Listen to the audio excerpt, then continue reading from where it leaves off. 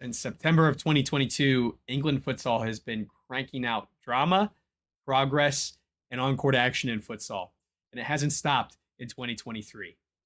This story actually goes all the way back to October of 2020, when during the Euro qualifiers for the U19 national team, the FA overnight unexpectedly axed all futsal operations. And to say that it had futsal fans in England feeling a certain kind of way, well, give me back my son! Fast forward to last month, and we have our U19 men's team back. But not only that, England doubles down and announces their first ever women's team, which was in development before the program was axed. And they come out swinging, saying that promise is for sure a go with a U19 women's program.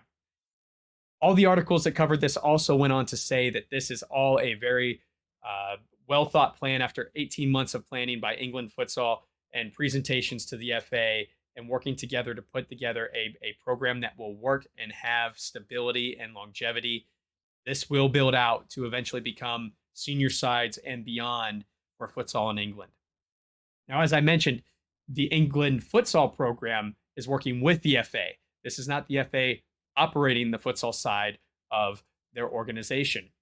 It appears that the England futsal program has been put in place to handle daily operations and planning for the futsal program, but they do report up through the FA, who will be handling things like disciplinary actions, suspensions, and other matters, as well as doing reviews, the next one coming in a couple of years, to see how England futsal is developing the program and whether or not they have deemed it successful.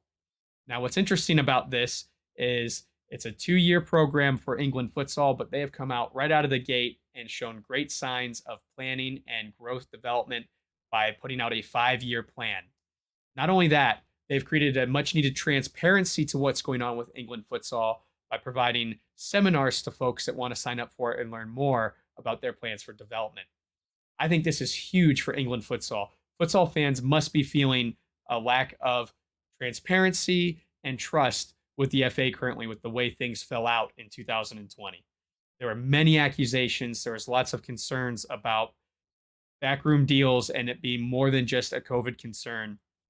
Twitter was ablaze back in 2020. And as someone that was brand new to futsal at the time and trying to learn the sport, it was even discouraging for me in a completely different country, wondering if maybe I was following a dying sport. But as you guys know here on the channel, it is growing and growing fast in many countries around the globe, including in England.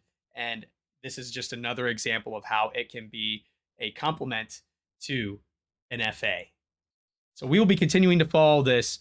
There's already news and results for the U19 team as they have beat Malta today in their first Euro qualifier back. They won 6-0 on their trip in Lithuania. I think it's absolutely poetic that they have been able to return to the competition that the rug was pulled out from under them on. Not only that, they're able to do it in a country that hosted a World Cup they never got to qualify for. It's absolute poetic justice that you can only find in football and futsal. And I am so excited for these young men and soon to be women involved in the program and wish them all the best in their endeavors in England. We will continue to follow this story and everything else that's going on in England. There's plenty to talk about, as you guys will see on future videos in the channel. So until I see you again, don't forget to play with your soul.